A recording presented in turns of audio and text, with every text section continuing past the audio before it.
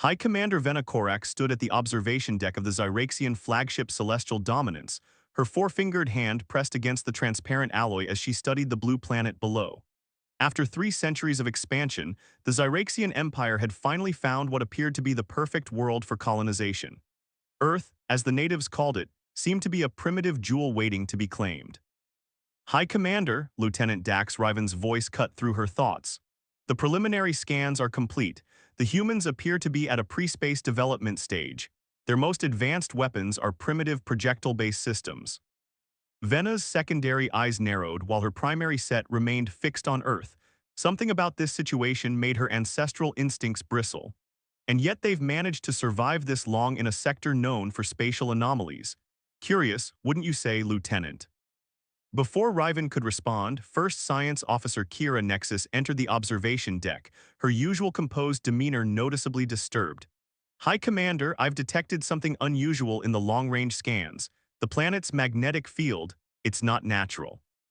Vena turned to face her science officer, nodding the slight tremor in Kira's typically steady hands. Explain. The field appears to be generated artificially, but at a scale that should be impossible for a civilization at their technological level. It's as if, Kira paused, checking her data tablet again. It's as if someone engineered the entire planet's core. The revelation sent a chill through Vena's exoskeletal plates. She had led the Zyraxian expansion fleet for decades, overseeing the incorporation of dozens of worlds into the Empire. Never had she encountered anything like this. High Commander, Lieutenant Riven interrupted again, we're receiving a transmission from the humans' global governance body. They're requesting permission to send a diplomatic delegation to us. Vena's antenna twitched in surprise. A primitive civilization shouldn't even be able to detect their cloaked ships, let alone request diplomatic contact. Put it through to my private chamber. And Kira, I want you to continue those scans. Something isn't right here.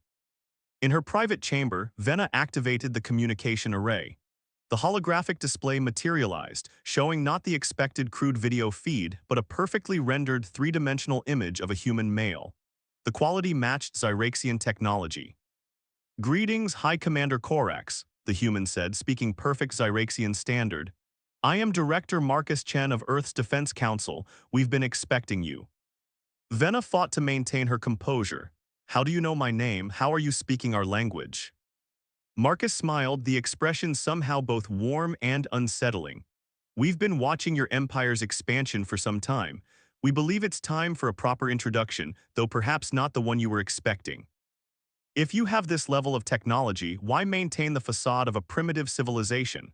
Vena demanded, her warrior instincts now screaming danger. Protection, High Commander. Earth serves a purpose you cannot yet comprehend. We are the guardians of something far older and more important than either of our civilizations. Marcus's expression grew serious. You have a choice to make. You can either retreat now, return to your empire with a warning, or you can stay and learn the truth. But I must warn you, once you choose to learn, there is no going back. Vena's mind raced. The logical choice would be to retreat, report this to the Imperial Council. But centuries of Zyraxian military doctrine had taught her that showing weakness was never an option. Besides, her curiosity had been piqued. If you're so advanced, why reveal yourselves now? Why not simply destroy our fleet? Marcus's hologram flickered slightly. Because, High Commander, the galaxy is changing.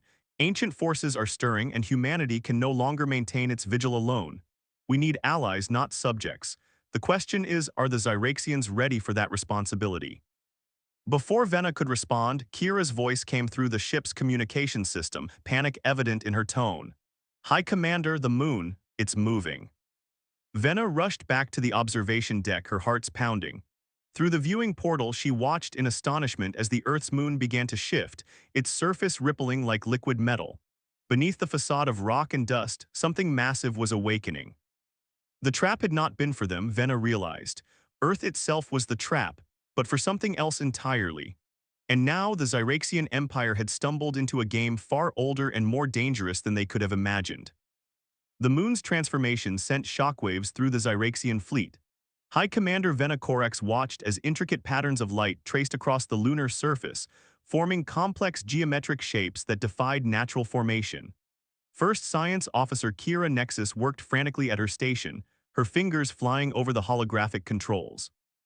High Commander, these energy readings are off the scale, Kira reported, her voice tight with tension.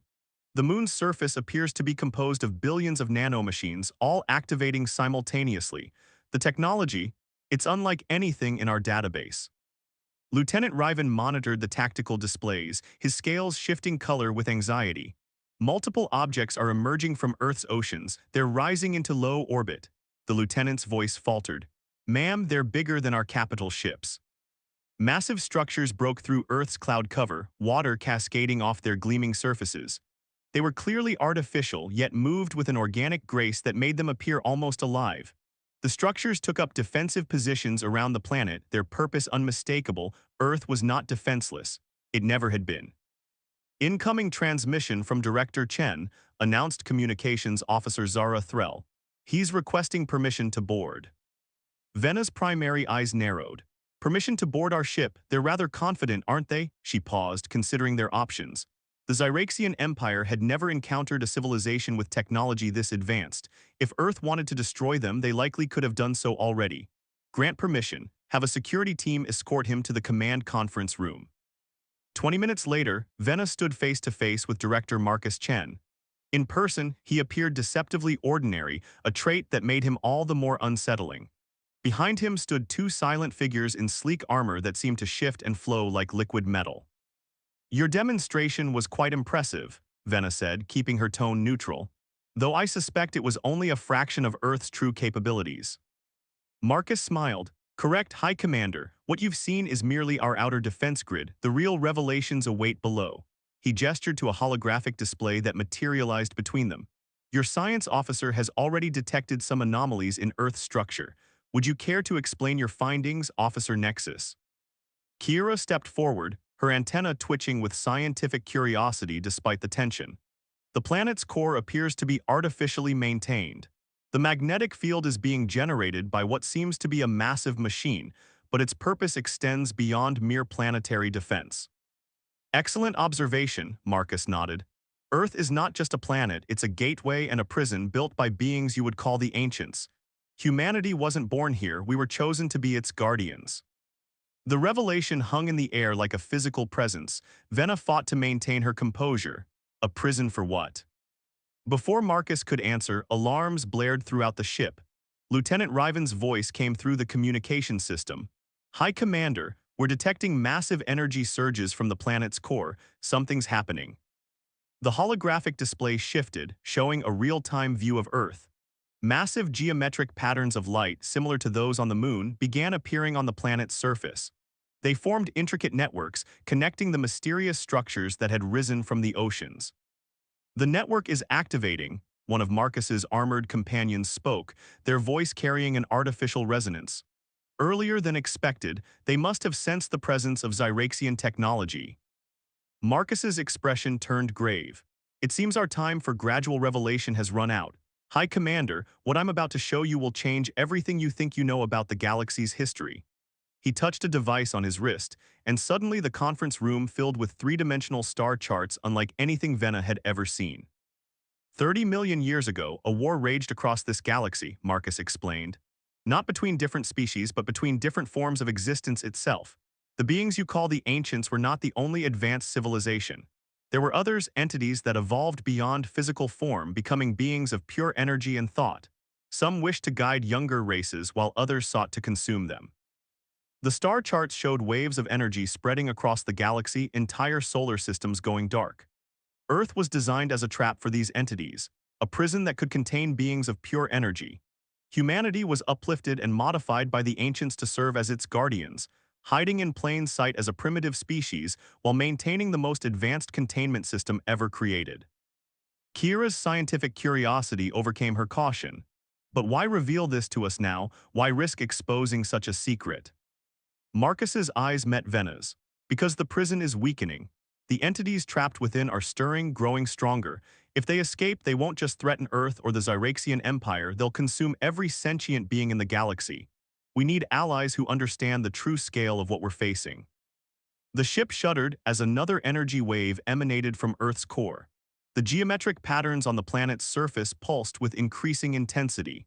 Vena realized they were standing at a crossroads of history, facing a threat beyond anything the Empire had prepared for.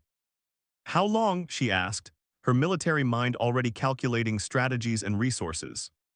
Months, perhaps weeks, Marcus replied. The entities know your fleet is here. They're using your technology's energy signatures to probe their prison's weaknesses. Every moment we delay strengthens their chance of breaking free. Vena turned to her crew, seeing the mix of fear and determination in their faces. The Empire had come to Earth expecting to find a primitive world ripe for colonization. Instead, they had stumbled upon the front lines of an ancient war that was about to reignite. Well then, Director Chen, Vena said, straightening to her full height. I believe it's time you showed us exactly what we're up against. Deep beneath the Pacific Ocean, High Commander Vena Korax stood within a vast chamber that defied her understanding of engineering. The walls seemed to breathe, pulsing with lines of energy that flowed like luminescent blood through crystalline veins. Her escort team, including Kira Nexus and Lieutenant Riven, appeared equally awestruck by the ancient facility. This is one of Earth's primary containment nodes, Director Marcus Chen explained, leading them through corridors that reconfigured themselves as they walked. What you're seeing is a direct interface between physical space and quantum reality. The entities we imprison exist in multiple dimensions simultaneously. Kira's scientific instruments whirred continuously, struggling to process the readings. These energy patterns, they're not just powerful, they're intelligent. The whole facility is a living computer. Correct, Marcus nodded. The ancient technology doesn't just operate, it evolves. It learns, adapts, and grows stronger, or at least it did until recently. He stopped before a massive doorway that opened at his approach, revealing a spherical chamber filled with swirling, dark energy. By the first star, Lieutenant Riven whispered, his scales paling. Within the sphere, shapes moved that shouldn't exist in normal space, geometric patterns that hurt the eyes to look at, forms that seemed to fold in on themselves infinitely. This is what we contain, Marcus said grimly. What you're seeing is just the edge of their prison bleeding into our reality. The entities themselves are far more incomprehensible. A sudden tremor shook the facility. Warning lights pulsed along the corridors as alarms echoed through the chamber. One of Marcus's armored companions, who had introduced herself as Guardian Thera, activated a holographic display. Multiple containment fluctuations detected, Thera reported, her armor rippling with concerned patterns.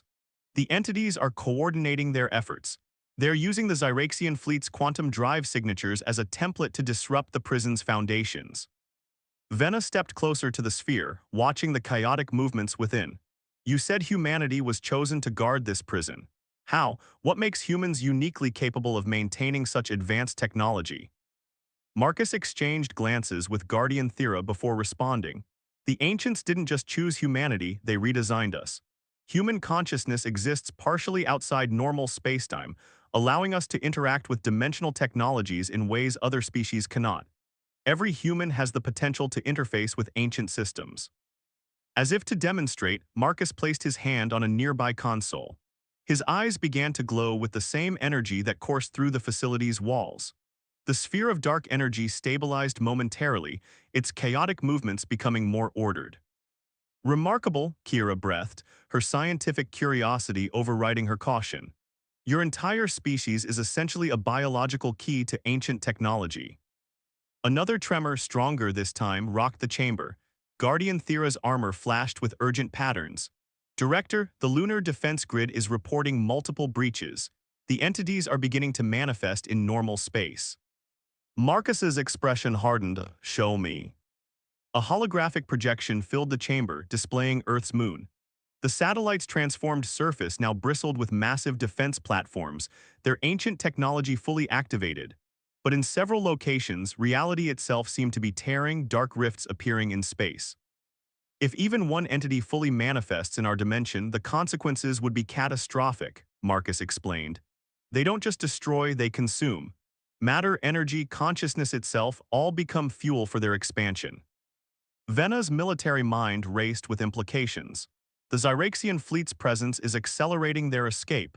We should withdraw immediately. Too late, Guardian Thera interjected. The entities have already locked onto your quantum signatures. Even if you flee, they'll be able to track your ships across the galaxy. They'll use your drive trails to spread. Another alarm blared, this one different from the others. The sphere of dark energy pulsed violently, its contained chaos straining against invisible barriers. Marcus's eyes widened in genuine fear. They're attempting a synchronized breach, he announced. All entities, all containment nodes simultaneously. He turned to Venna, his calm facade cracking slightly. High Commander, I'm afraid I haven't been entirely honest with you. We didn't reveal ourselves just to warn you or seek allies. What do you mean? Venna demanded, though part of her already suspected the answer. Your fleet's arrival was anticipated, engineered, even. We needed your technology, your quantum drive specifically. The ancients left us with a contingency plan, but we lacked a crucial component. Marcus gestured to the Zyraxian ships in orbit, visible through a newly formed portal in the chamber's ceiling. Your drives operate on principles similar to the entity's own dimensional shifting. With proper modification, they could be used to seal the prison permanently. Lieutenant Riven stepped forward, his warrior training asserting itself. You're asking us to sacrifice our fleet. I'm asking you to help save every sentient being in the galaxy, Marcus corrected. The entities are breaking free regardless. At least this way, their prison would become absolute, a complete dimensional lock that even they couldn't breach. The chamber shook again as another rift opened near the moon. Through the portal, Venna watched as one of her patrol ships ventured too close to the dimensional tier. In seconds, the ship was pulled apart, its very atoms seeming to unravel as something dark and impossible reached through from another reality.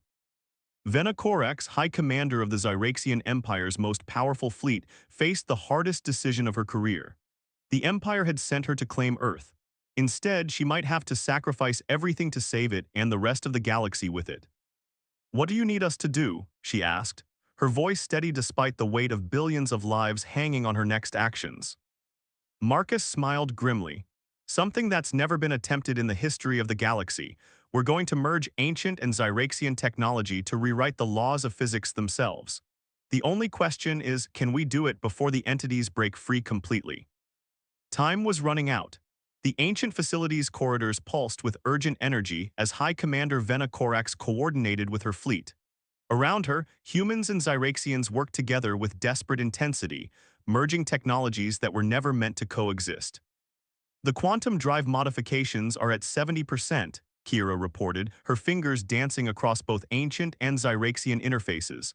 But the dimensional rifts are expanding exponentially. We have minutes, not hours. Through the chamber's viewing portal, reality itself seemed to be unraveling around Earth's moon. Dark tiers in space had spread like cracks in glass, each one leaking impossible geometries and writhing shadows into normal space.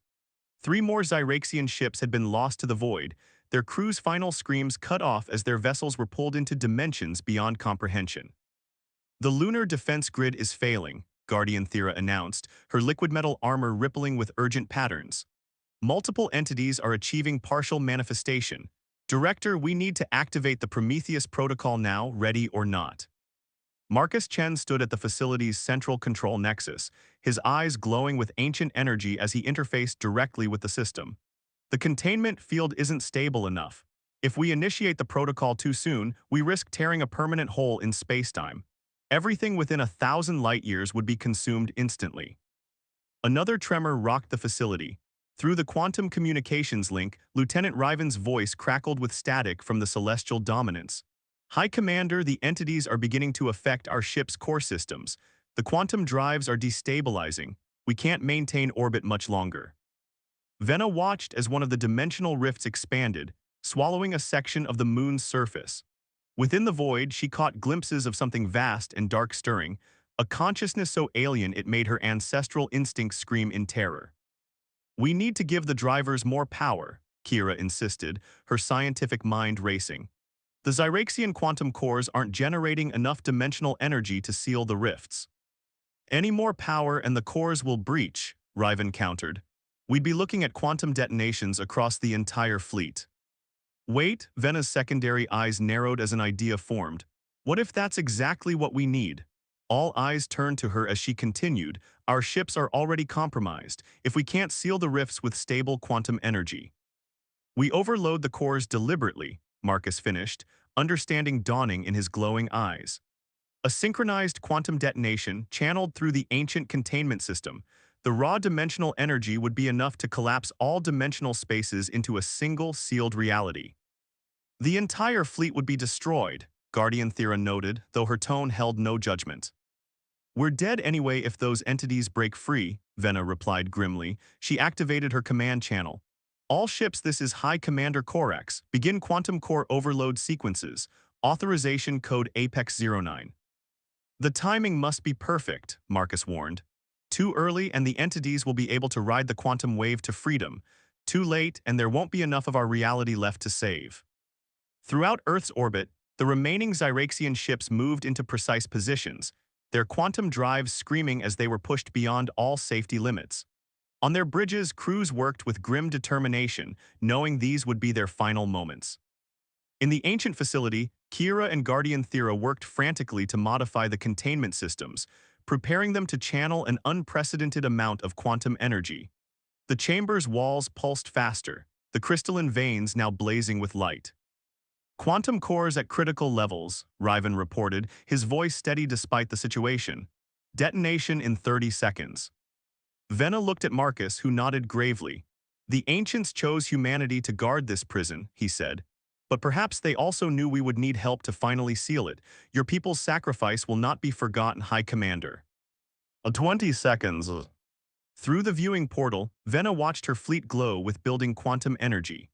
The ships she had commanded for decades, the crews she had led through countless battles, all about to be sacrificed to save a galaxy that would never know how close it came to annihilation.